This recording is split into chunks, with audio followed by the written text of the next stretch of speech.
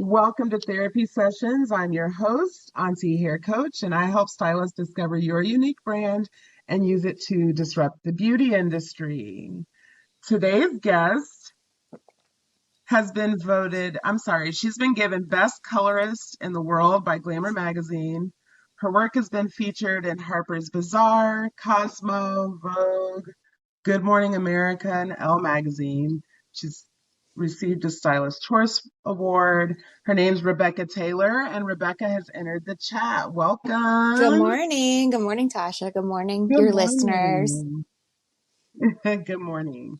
So I know you hate it when your accomplishments are listed, and I actually also find it pretentious in many contexts.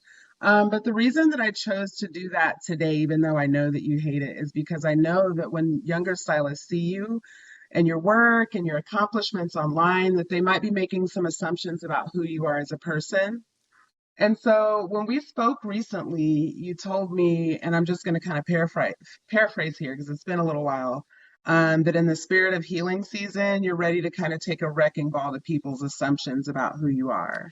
Is that a fair statement? I have in the past, that is a fair statement. I have in the past said I've hated it.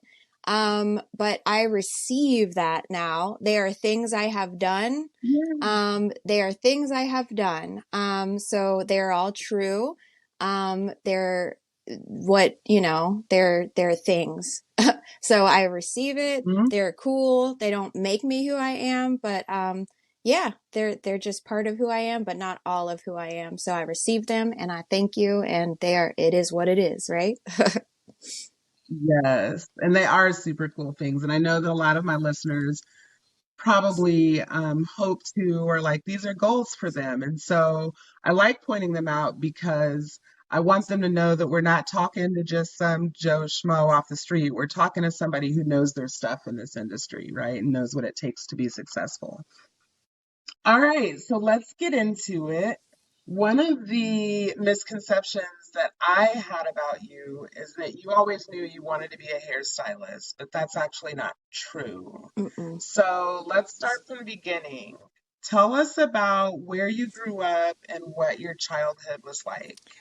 Oh, we only got an hour, but I I'll know, keep it right? short. I didn't actually always knew that's like I'm using air quotes. I didn't know that's what I wanted to be, like a hairstylist when I grew up. Um, so there's a couple parts of that. Where I grew up, I was born in Pittsburgh, Pennsylvania, or just outside in Newcastle, Pennsylvania, but I moved to Northwest Florida when I was like 3 or 4. I had a pretty tumultuous, all over the place upbringing, single mom, didn't know my dad.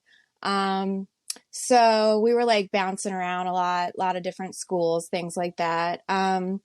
So I had a wild and crazy upbringing. And we'll probably get into a little bit more of that moving on. But in high school, that's where I kind of like maybe identified with hair in a weird way, but didn't know still that's what I was going to do like for a career. But I I was a an out there teen, you know. It's just like I want to express myself. I want to wear Northwest Florida, just to give you a little context, that's kind of like the Bible Belt. Like Northwest Florida is neighboring on Alabama. So it's like you gotta, well, where I lived, it was like you gotta adhere, you gotta look this certain way. And I was like, oh hell no. For me, that was not it. And at the Yeah. age of like 14 or 15, I wasn't able to get like tattoos and stuff yet, but I was like piercing myself. I was like taking those big old fat baby diaper pins and like piercing my nose and my belly button and shit like that. But I was like, that's not sustainable. I'm not going to pierce every hole in my body. So I'm like, let me start doing my hair and go into Sally's and like start doing my hair. My mom didn't give a shit what I did. So she was like, whatever, Uh-huh. do your thing. So I started doing my own hair and I started doing my friend's hair. And fast forward a little bit, I started. I don't know. I didn't know what I wanted to do. Like I was just being rowdy and naughty, and I dropped out when I was in 11th grade, and then I went to like a continuing education situation, like where women who are pregnant continued school. I didn't get pregnant, but it was just like, okay, get your ass back in school kind of thing. And so Like an alternative there you go. school? I couldn't figure out the name of it, but it was Like, like automotive, things like mhm, that. And then, so I did get my high school diploma, but I mean, I'm rambling a little bit, but I didn't know what I wanted to do. I didn't know what I wanted to mhm, do. Um, mhm. but I ended up going to cosmetology school because I got some grant money. I got a Pell Grant, and it was like Okay. get your get your life on track some way or somehow, because I was like partying a Mhm. lot. I was drinking. I was like looking to I don't know what I was looking to do, but I got some Pell Grant and I was like this seems easy and quick. This is a year, you know? Mm. And I guess I had a Yeah, little yeah. natural aptitude because I'd already done it in like high school or, you know, around that time. I'm like, Mhm. this might be an out, you know, to get my life Mhm. together. And when I got into cosmetology school at age 24, because of that was what it was. That's, if I'm looking back, that was like my last year I could use the Pell Grant. It was like 25 was it. I couldn't apply after that. It Okay. was, I don't have this great, like, you know, oh, it was just like, I need to get my shit together. That's what it was. And so Mhm. at 24, Mhm. got into cosmetology school, and it was the first thing in my life where I'm like, oh my God, I'm really good at this. I got good grades, which I had never done previously. I was like making the Cosmo instructors. They were like, I don't know. I was on the dean's list. It was the first time in my life that I was good at something, and I had like direction. And I was like, I think I might be good at something in my life. And that was the first time I had a fire lit under my ass. I actually like stopped like Yeah. partying and had a clear direction. And so I think that was like my moment where I was like, this is what I want to do with my life at that moment. Not from an early age, Yeah, yeah. not from like, you know, not an early age at 24, you know? Yeah. Yeah. Yeah. Yeah. That was me too. I didn't know. So, and kind of stumbled into it also myself. So, okay, so then I want to go back because I know that we talked about the fact that you experienced Mm-hmm. homelessness in your childhood. I did. Um, and so I know that that can really harm your self-esteem, Mm-hmm. right? So how does that how does that play out? Like, so then going into, how old were you, I guess, when that was a thing? Well, there were several ages. There were a few different ages. Remember, you know, I did mention like my mom was a single mom. We moved from Pennsylvania to Florida. First time when I was 3 and 4, and she was just trying to figure it out. Like she was just trying to figure it out with a young me. And the first time was around like maybe 4 to 6 years old. And so I remember around 5 or 6 years old, she was working like at a gas station. I have like pretty clear memories of this. She was working at a gas station, and when she'd go to work, I would stay like in the woods. Like, and I used to think then, she made me think it was like camping. And so we had just like a little, whatever we had, like a little where our shit was in the woods, and she'd go off to the Yeah. gas station and work, and I'd be like left alone as a 5 or 6 year old little girl while she'd work her 8 hour shift, and I'd be like, that's really scary looking back, you know. And this isn't all going to be a bummer. This isn't going to be a bummer, you know, Yeah. because like I'm where I'm at now, and I'm like, hell yeah, you know, I'm really grateful. But Yeah. that was the first time. And then in my teens, you know, after I dropped out of high school, I was like 16 and 17, and at that point, I wasn't living at home, so I moved away and. I mean, moved out. So at 16 and 17, it was like couch surfing, living in my car. Um, you know, so that was the second time I experienced homelessness. And right around the time of right before going into cosmetology school, early 20s, again, for a period of time, I was homeless then.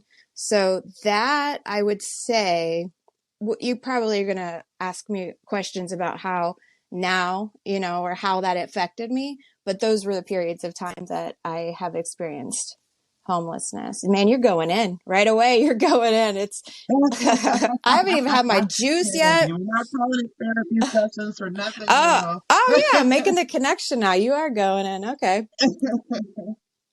All right. So then you go to Hmm. cosmetology school, and then hair gave you the confidence and made you feel empowered. Can you talk about the importance of having confidence in the industry? And then the second part to this question is, who did you see work hard, or like who did you look up to growing up? Mm. Well, my grandparents, they were like that beacon for me. My grandparents moved from Pennsylvania when I was like 14. Well, I'd go back to Pennsylvania like every summer and Christmas. Um, so they were like that safe space for me. My mom, I love her so much now. I've done a lot of work. We'll get to this probably too, but next month I'll have 2 years of being sober. And so I've done a lot of work around my mom, like with my mom and like forgiveness and healing and shit. But I gotta say now without throwing her under the bus, she was kind of doing her own thing during my childhood. And, I didn't feel very safe. But going back to see my grandparents every summer and winter, without, not being in school or whatever, they showed me like what hardworking, safe people were. So I love them. They've both passed on. Um, Now, though, at 41 and doing a lot of work, especially like in sobriety, I do give my mom credit and props for going through what she went through. So, maybe now I can say my mom as well, but all growing up, my grandparents were that like strength for me, I'd say. But in cosmetology school, I don't know. I felt like I was just doing shit on my own, there wasn't really, Yeah, I didn't assist anybody. I didn't have any yeah, mentors except for, it was trade magazines then. Social media was MySpace, and we'll probably mhm, talk about social media like moving forward, but like, for yeah, sure, like there was, for yeah. sure. Yeah. So you're in your 40s also like me. I was just thinking the other day, I was on social media and I was on behindthechair.com on Instagram in particular. And I just had this memory. Do you remember when Behind the Chair was an actual I still have magazine? some of those shits in my garage. I, Me I like collected too. them Me like they too. were Me like, I too. don't, the TV guide or something. I got my first, They were the I know. Bible. I actually got my first education gig by looking in the back of one of those. I was still working at a Regis. That was my What? first job ever. Was a Regis fresh out of school, but like I was flipping through a BTC magazine and they had like, that's how you found jobs and shit, was looking in the back of a trade magazine. But yeah, I used to keep those stacks of them. I still have a few in the garage. Yes. Talk more about that. So your first job was at a Regis in the Yes, mall? it was. Right out of beauty school. Well, I actually was a receptionist at a Regis while I was still going to school.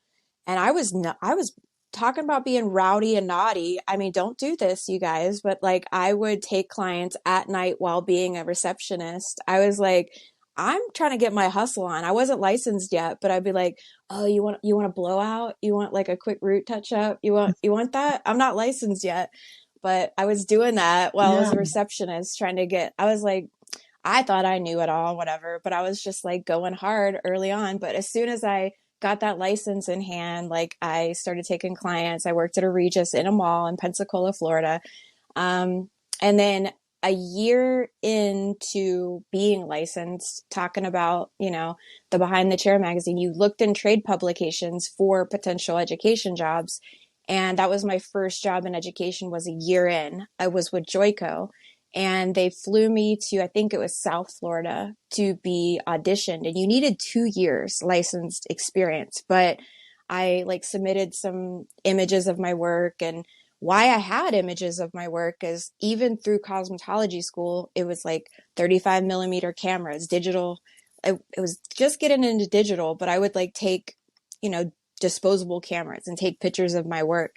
And circling back though, when it comes to like being homeless and that trauma that instilled in me, was like, this is it for me. This is like, I found my path to get up and get out, and this is it. Like, MySpace was popping off at the time. I'm like, I see something happening there. I was posting my work on MySpace.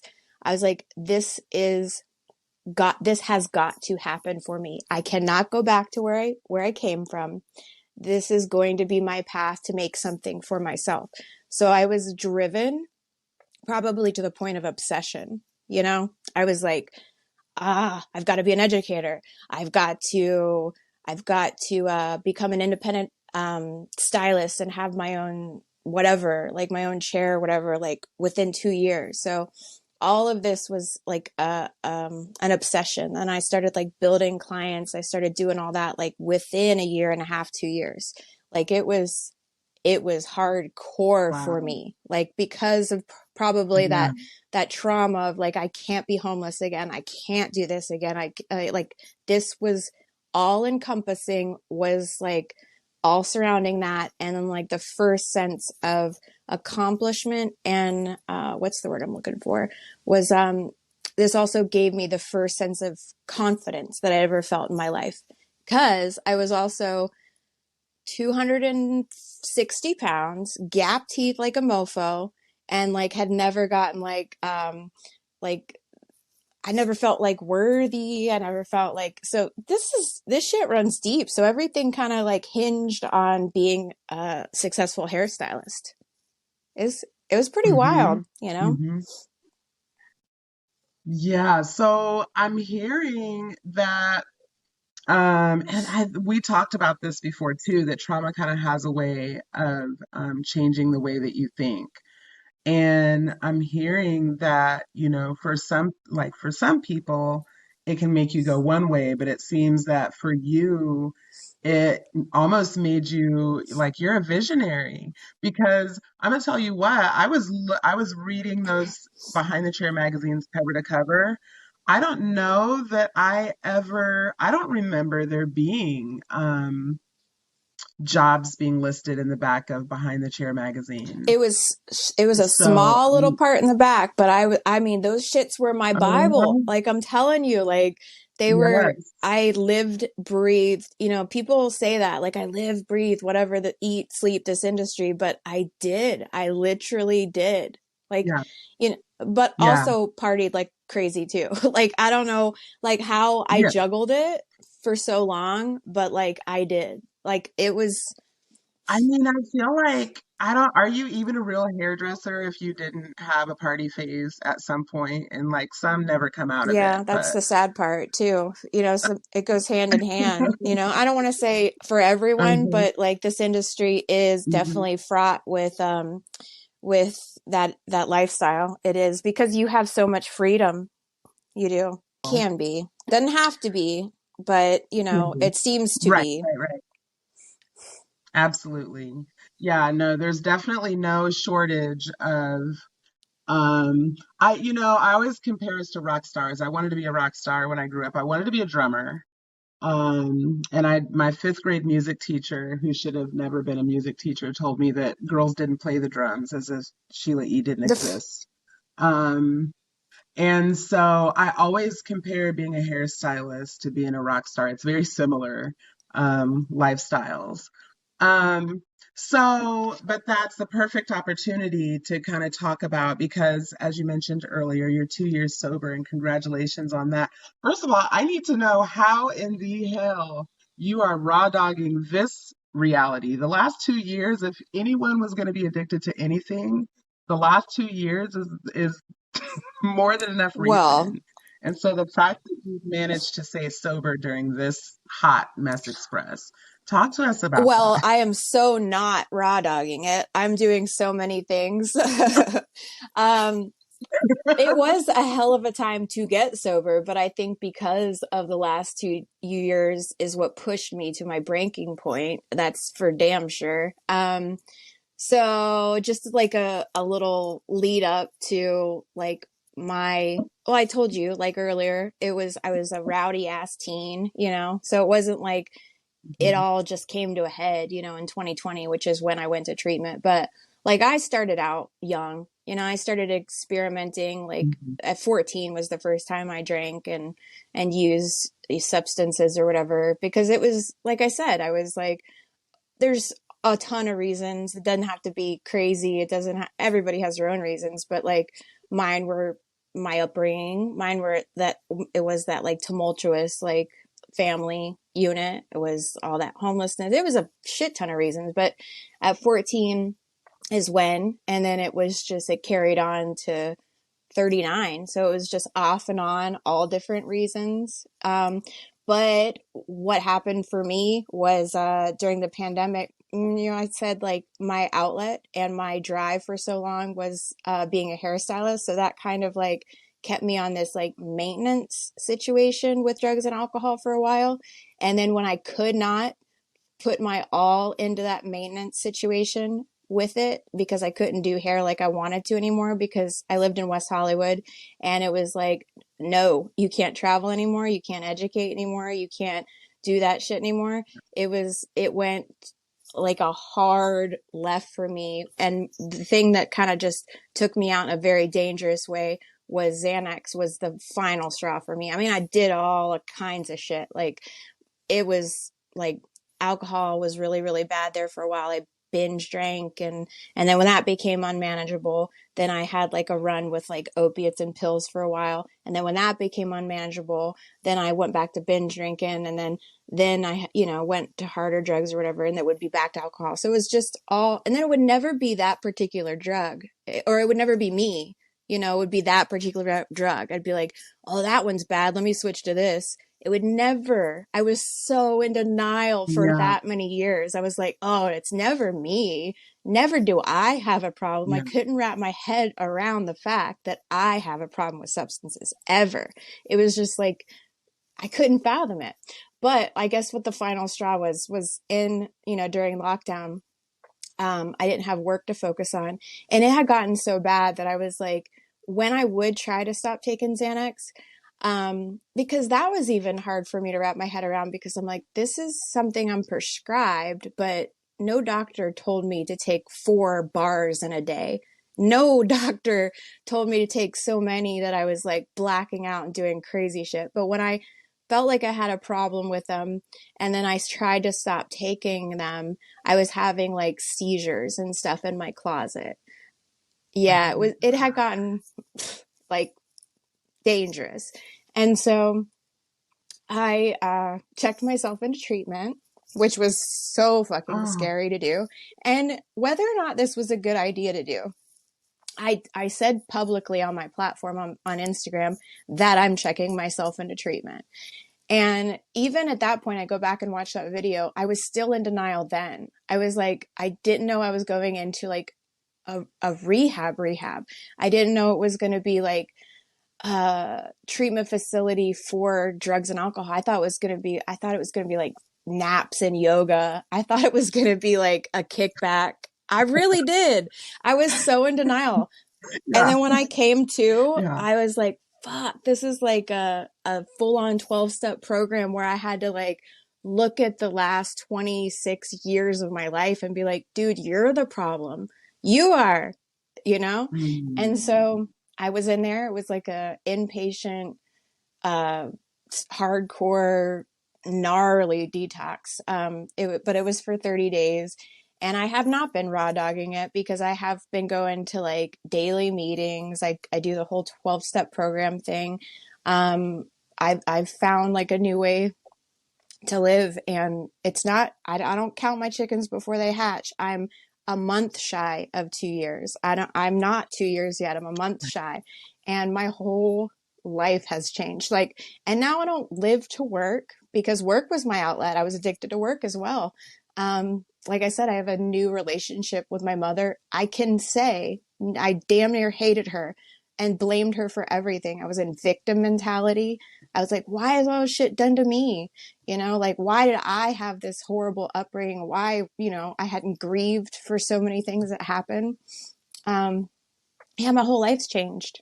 All my whole life's changed. So very, very grateful that that bad thing, you know, a lot of bad things happened to people during the pandemic, but I'm grateful that that breaking point had to Yeah. happen because I wouldn't have the life I have now because of it. Yeah. Wow. Thank you for Thanks sharing for that. letting me share that. Wow. Wow, I'm so proud of you. Did you get I didn't so and I shared this with you before, but I don't know that I've ever shared this with my listeners. So full disclosure, I am a true auntie. I am I was late to the social media game. A lot of people who are popular on social media, I have no idea who these people are. And so I came across you. Actually, you were doing a live with Kia Neal. That's how prior to that, I had never heard of you. And not because your work isn't magnificent. It is. I've gone back and researched it and it is, but it's because I don't do social media. And so, back in the 1900s, the only way that you really had to, connect with people was at hair shows or, it The was good in old days. person. Um, yeah, seriously. When you posted the video saying that you were checking yourself into rehab, did you get support from the industry? Because you've got tons of followers. Did people reach out and was the industry supportive of that? I'd say so. It was a weird time right before that because I was a walking flaming shit show on social media before that, you know, like in the hardcore balls deep moment of my addiction. I was just like, it was like televised, if you want to put it that way. You know, so I had never seen so much engagement, if you will, because people, I hate to say it, but they just want to see what's going on, you know? So I had a lot of people that weren't close to me following me. And because of that, there was some there were some people on that video that were like, you know, you junkie bitch. And, you know, there was a lot of nastiness on that. But those people don't matter to me. They don't know who they're watching. It's just people that, you know, with a large platform, they have no connection other than like, that's kind of like a troll situation. So that didn't matter to me, you know, I want to say it didn't matter 100%, but that's just like, ooh, the sting of like what the dark side of humanity can bring was just like, yeah, It's yeah, hurtful. yeah. But like, Yeah, because I don't know them and they don't know me, it's just, it is what it is there. sure. But all the people that I know me, it was like an overwhelming outpouring of like love. So yeah, that's Good. what matters. That's what matters. Good.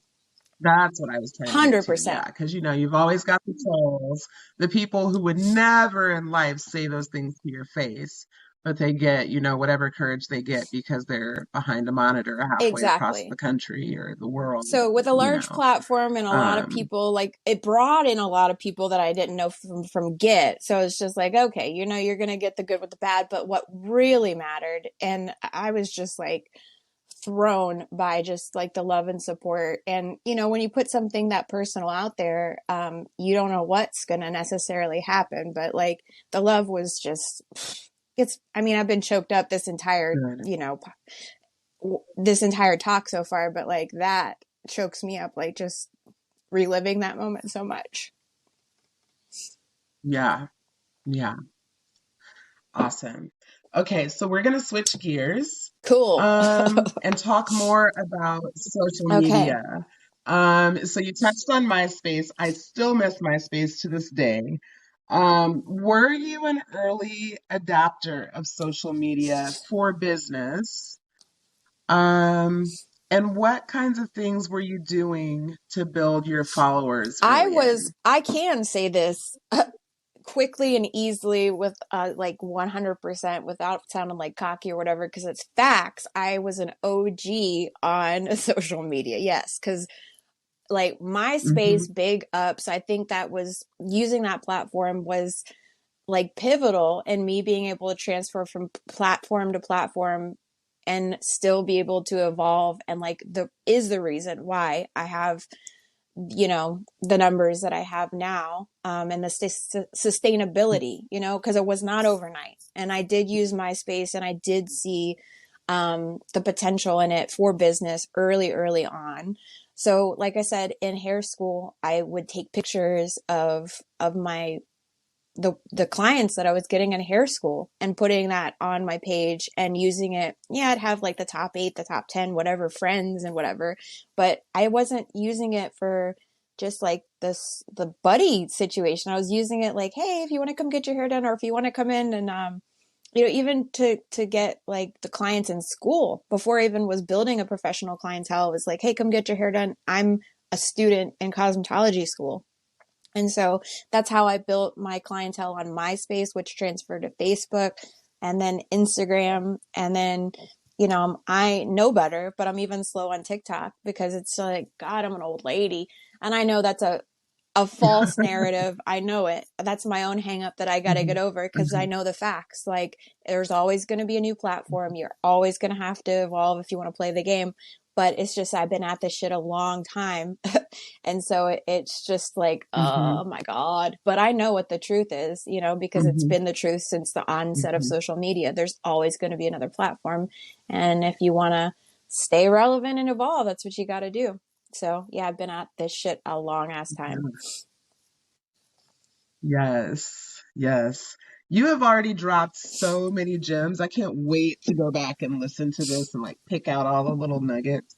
Um, yeah, there's that old saying, if nothing changes, Mm-hmm. nothing changes. And of all of the industries, this industry changes, of course. So like obviously staying open to that evolution of the next platform is just such a great piece of advice. All right, let's backtrack a little because we've just talked about so many things Yes, already, we have. and there's been like pieces of things. There's been pieces of things that I wanted to go back to. Um, okay, so like I was telling you earlier, you actually came on my radar via a live stream that you did with Yes. Kia Neal. Love her so much. Um, Me too. She is, yes, I adore her. And she came on my radar during COVID when I actually had time to sit down and look at social media.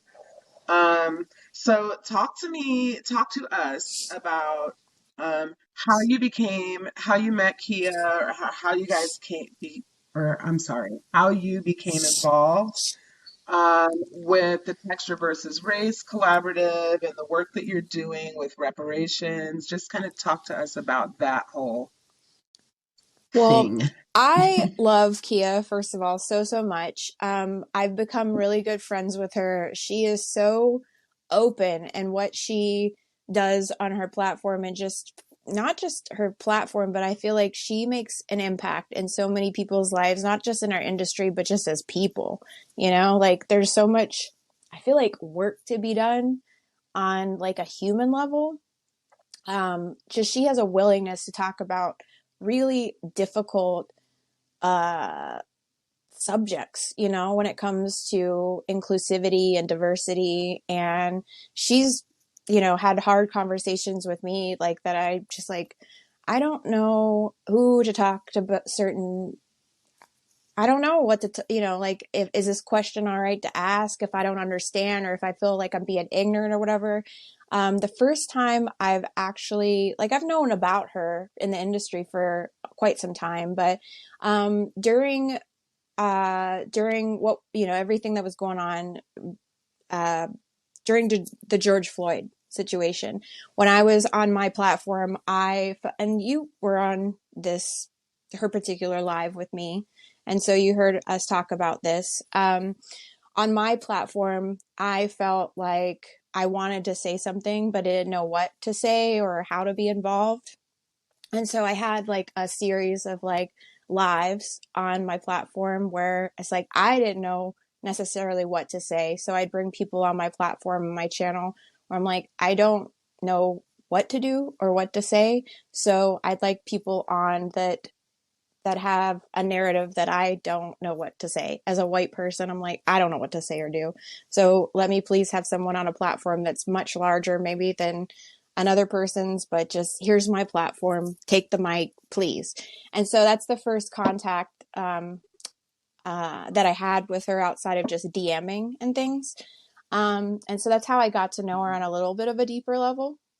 And then when I met her in person, she talked about this too. We were in Utah sweating our asses off. She's like, why am I here? It's a great community. It's like Yeah. hair love retreat, but it Hmm. was like hot as shit. But we got to meet in person. I got to know her so much more. Hmm. Um, and then Hmm. how I got to be involved in reparations at our Texture versus Race. Her platform, her entire like amazing community that she's built, is she asked, did I want to be involved in her reparations community or platform? And we talked a lot about that too. And at first, I think a person's feeling, a lot of people are like, what is reparations, And and reparations, her platform or in general is like when a wrong has been done, when a wrong has been done. And in this case, in our industry, it's when opportunities and, education platforms or in general, when they're not, um, when they're not made available to people of color because of they just are, maybe for me, or not maybe, they just are because of my privilege. That's just the way it is. That's just from systemic racism or just systems that are put in place just in general. um it's just the way it is, and it's shitty. And so because I have the opportunity with her platform to be a part of that and to create content for me to be able to give back, then of course I wanted to be a part of that. So that's how and why I was a part of the reparations program. Yeah. Awesome. Okay. So let's talk about, you've been so transparent. Um, let's talk a little bit about the importance of taking care of your mental health in this industry. And what does that look like when you're taking care of your mental health?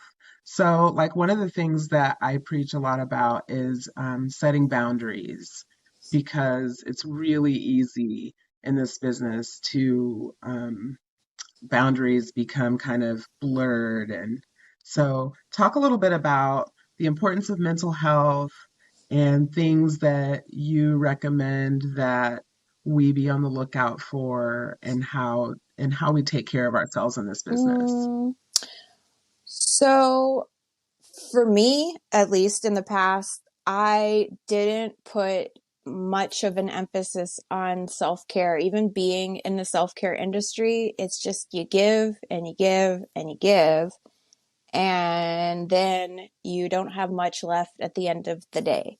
Like, I'm so glad, it feels to me like anyway, that there's been this giant movement on the importance of self-care in our industry lately. I don't know if that shift has come about because of, what happened during the pandemic and this giant like awakening that it's just like life is short. There needs to be something that we all need to like focus on, and it has to be like so important in our lives. I don't know if that's the shift. It's kind of felt like that's been the shift as far as like the last couple of years. But I used to think self-care was like, it was like bubble baths and pedicures, and those are great. That's one piece of self-care. But for me, well, like we talked about, the biggest transformative shift was um, sobriety, because like outlets for me used to be like at the end of the day or whenever, if I felt something yucky, I would anesthetize myself with some sort of substance, and then I never Hmm. never would feel what it took, whatever the feeling was, I would just never feel it. Um, and then that doesn't work, because then you just stuff it down and it comes out and manifests itself some other way. And then it's just, that's bad.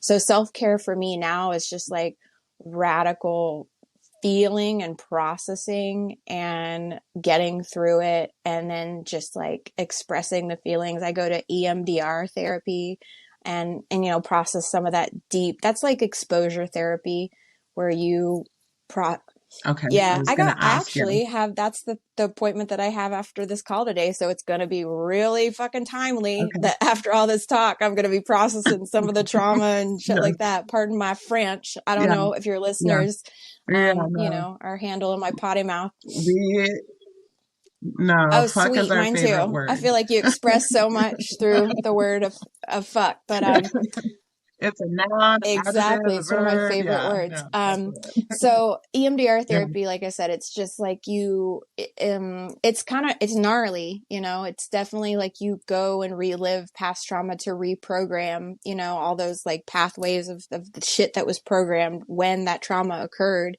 But, it's, for me, it's been necessary to, process, you know, different stuff that happened to me, you know, when different points in my life or whatever. So different therapies. I do breath work. I do all kinds of forms of therapy, and that's been really important for my self care. Like I said, all the stuff to maintain my sobriety, and so I actually feel stuff now. I feel whatever I feel, and I get over them. Just that's really been important, and hell yeah, I still do the bubble baths and the pedicures and all that and take care of myself, Yes. and now, Yeah. like I said before a couple times, maybe I don't live to work. That's not like top priority anymore. Like, I gotta work, obviously I gotta pay Mhm. the bills, but it's not my Mhm. main identity. Like, my identity isn't like, people were Mhm. like, well, what do you do for fun? Hair. It's like, I love doing hair, but Yeah. I love it more now because I'm a more whole person. So, um, yeah, like That's so self-care is true. so important, because if you just, how Yeah. are you going to take care of other people if you can't take care of yourself? So it's funny though. You were touching on you were talking about like when did this whole self-care movement start? So I own a brand. It's called Trims on a Whim, a brand of well, it's supposed to be a brand of salons. It's evolving currently. Um, but so I just moved to Georgia last year. So I have a business partner because I opened a salon in Indianapolis 12 years ago. And I didn't want to, now I've got this clientele that I've built up anyway. So I hired a girl fresh out of beauty school while I was still in Indiana. She is the same age as my oldest child, so she's 29. Um, and after we'd worked together for several years, we've now become business partners. And it's perfect. I appreciate so much that we're different generations because we just approach things differently. We just have a different view on things. But one of the first things that like really became clear from her for me is how adamant that she was that she does not live to work. She was adamant about that from day one. Like, these are the hours that I'm willing to work. This is what I'm willing to do. And she busts her ass the whole time she's there. I always talk about how millennials get a bad rap about, like, oh, they don't want to work, like, da da da da. Like, it's not that. Like, they're hard workers, but they're not willing to live to work like my Mm-hmm. generation did. Like, you know what I mean? And I'm so grateful. I tell her this all the time. I'm so grateful because I always knew that I didn't have to work 60-hour weeks, but I just did it because I didn't know what else to Mm-hmm. do, I guess. I don't know. So I'm so grateful for the millennials that are just like, yeah, screw that. I'm not doing that. Like, I'm not doing that, and I don't have to do that. I appreciate them so much for that. I do too. Like, I don't, it's so hard. Sometimes I think, I'm like, would I have changed certain ways about my work ethic from the past? I don't know that I would, but I don't know. It's a toss up. Like, I think they're doing something right, you know, because like, you can't take it with Yeah, you, you know, you can't take it with you. It's a quality of life, right, you know, it's just, you got to figure out what's right. best for you. But like you said, what she does when she shows up to work, she busts her ass. So like that time to work is your time to work, but there's a life outside of that. And you know, when you're relaxing, it's time to relax and live life to the fullest. And then, you know, my thing too is what I used to do, and even when I wasn't working, I was just thinking about work and like had all that anxiety about what I should be doing. And it's just like, what's the point of that? You're not at work, so why are you stressing about all the shit you should be doing? That's like, that's pointless too. Like, ugh. It's just like, Mm-hmm. it's just, you're Mm-hmm. just, no. Like I'm just trying to do things so much differently Yes, now and just trying to be present. That's just the main thing, is like where you are, be where you are, you know? such good advice. All right, so we are winding down because I definitely want to make sure that we're done before your appointment. So I've got two more questions for you, and then we're gonna let you get off here and woosah before you move on to your Well, next my next appointment. appointment is Woosah, so I'm good to go. So let me have them. Let me have those Yeah, questions. yes, yes. And these are easy breezy. So, what is your favorite style to perform? Or do you have a signature look that you like to Hmm. perform? Well, color is my jam for sure.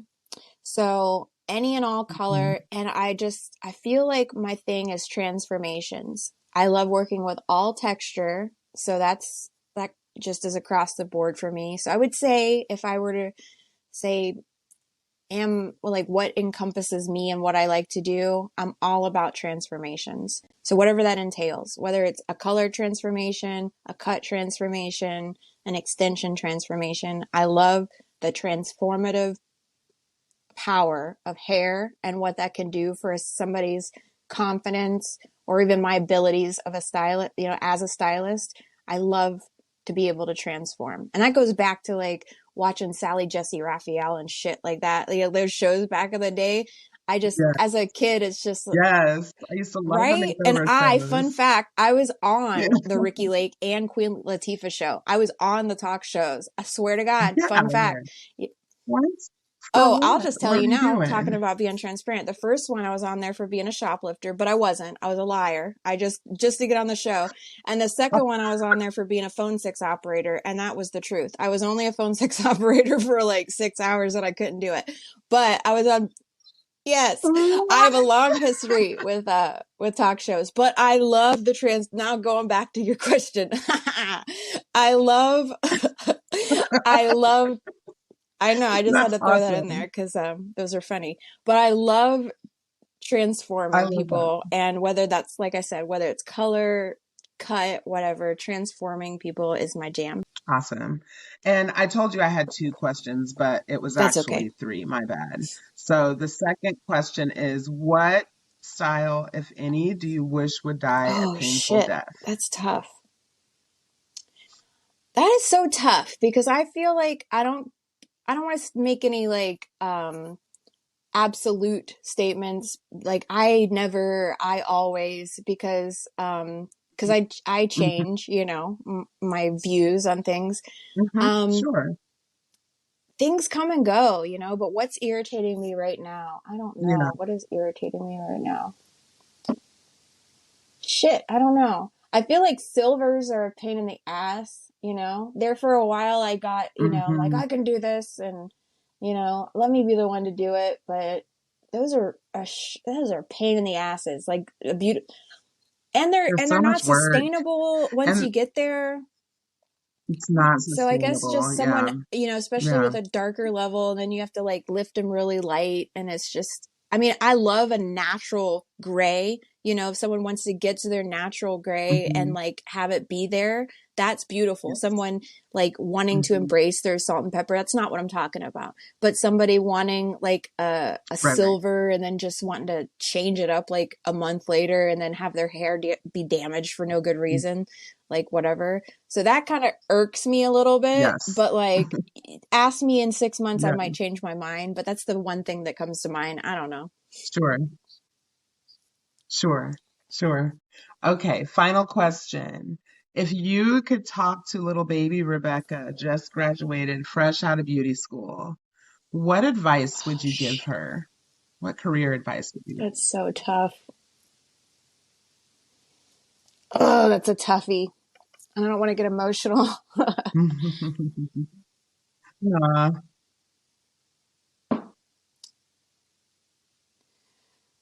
Oh, what career advice? Just take care of yourself more. You're going to be taking care of a lot yeah. of people. And don't forget to take care of yourself. Hmm. Hmm. That's good stuff. Good stuff. I'm so proud of you, and I'm so grateful that you took time out of your day to talk to me. Not once, but We were going to make twice. it happen. Thank you Oh, for your you're very welcome. patience. Yes, thank you for your patience. Um, yeah, I'm just grateful for you. I knew when I was watching you on the video with Kia, I just, you come across as very vulnerable, um, very like, this is who I am. Like it doesn't seem like, and maybe this is different because I met you as sober Rebecca, so I don't know who you were before. But sober Rebecca um, just seems very loving and um, very open. Um, and I'm just so happy for you and so proud of you, and I'm grateful for you. Thank And I just you. want you to know Thank you, that. Tasha. I really, really appreciate that. So keep being you, Thank you. girl. Keep being you. And I know that you're gonna make it to 2 year, or yeah, your 2 year mark is right around the corner. You're gonna be just fine. If you ever need to talk, feel free to text me, hit me up. I'm here if you ever need anything. Thank you. I I'll appreciate talk you. to I you hope you have a soon. good day and thanks for asking me to do this.